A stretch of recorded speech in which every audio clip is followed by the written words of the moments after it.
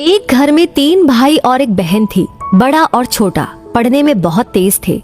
उनके माँ बाप उन चारों से बेहद प्यार करते थे, मगर मंझले बेटे से थोड़ा परेशान से थे।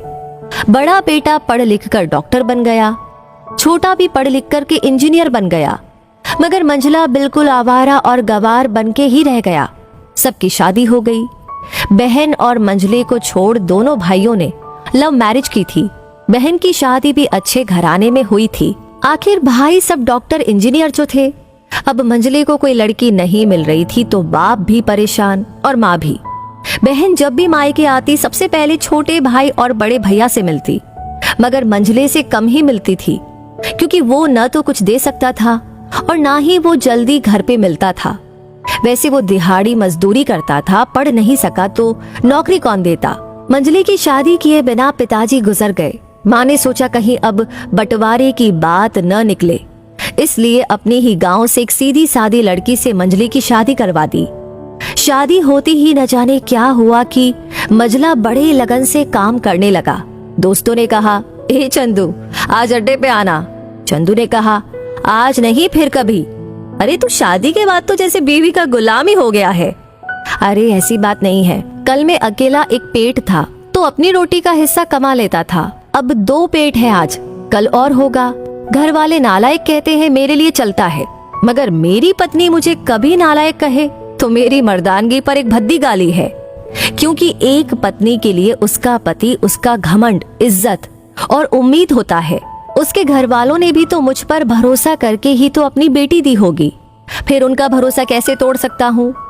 कॉलेज में नौकरी की डिग्री मिलती है और ऐसे संस्कार माँ बाप से मिलते हैं। इधर घर पे बड़ा और छोटा भाई और उनकी पत्नियां मिलकर के आपस में फैसला करते हैं कि जायदाद का बंटवारा हो जाए, क्योंकि हम दोनों लाखों कमाते हैं मगर मंझला ना के बराबर कमाता है।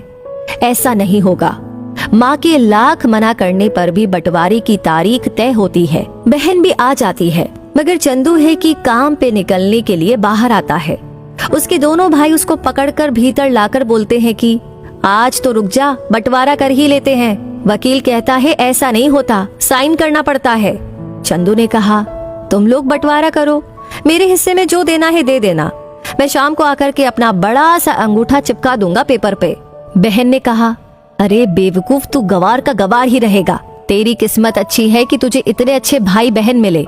माँ ने कहा, अरे चंदू आज तो रुक जा। बंटवारे में कुल 10 बीघा जमीन में दोनों भाई 5-5 रख लेते हैं और चंदू को पुश्तैनी घर छोड़ देते हैं। तभी चंदू जोर से चिल्लाता है, अरे फिर हमारी छुटकी का हिस्सा कौन सा है। दोनों भाई हंसकर बोलते हैं, अरे मूर्ख, बंटवारा भाइयों में होता है और बहनों के हिस्से में सिर्फ उसका मायका ही है। चंदू ने कहा, ओह, शायद पढ़ा लिखा न होना भी मूर्खता ही है। ठीक है, आप दोनों ऐसा करो, मेरे हिस्से की वसीयत मेरी बहन छुटकी के नाम कर दो। दोनों भाई चकित होकर बोलते हैं, और तू। चंदू माँ की ओर देख के मुस्कुरा के बोलता है, मेरे हिस्से में माँ है ना। फिर अपनी बीवी की ओर देखकर बोलता है मुस्कुरा कर, क्यों चंदूनी जी, क्या मैंने गलत कहा। चंदूनी अपनी सास से लिपटकर कहती है, इससे बड़ी वसीयत क्या होगी मेरे लिए कि मुझे माँ जैसी सासू मिली और बाप जैसा ख्याल रखने वाला पति।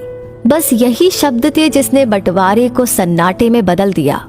बहन दौड़कर अपने गंवार भैया से गले लगकर रोती हुई कहती है, माफ कर दो भैया मुझे, क्योंकि मैं समझ ही नहीं सकी आपको। चंदू ने कहा, इस घर में तेरा भी उतना ही अधिकार है जितना हम सभी का। बहुओं को जलाने की हिम्मत किसी में नहीं होती, मगर फिर भी जलाई जाती है, क्योंकि शादी के बाद हर भाई हर बाप उसे पराया समझने लगते हैं। मगर मेरे लिए तुम सब बहुत अजीज हो, चाहे पास रहो या दूर। माँ का चुनाव इसलिए किया ताकि तुम सब हमेशा मुझे याद आओ, क्योंकि ये वही कोख है जहाँ हमने साथ साथ 9-9 महीने गुजारे हैं। माँ के साथ तुम्हारी यादों को भी मैं रख रहा हूँ। दोनों भाई दौड़कर मंझले से गले मिलकर रोते रोते कहते हैं, आज तो तू सचमुच का बाबा लग रहा है। सबकी पलकों में पानी है, सब एक साथ फिर से रहने लगते हैं। तो दोस्तों, ये कहानी आपसे क्या कह रही है, क्या महसूस कर रहे हैं, आपकी क्या राय है इस कहानी के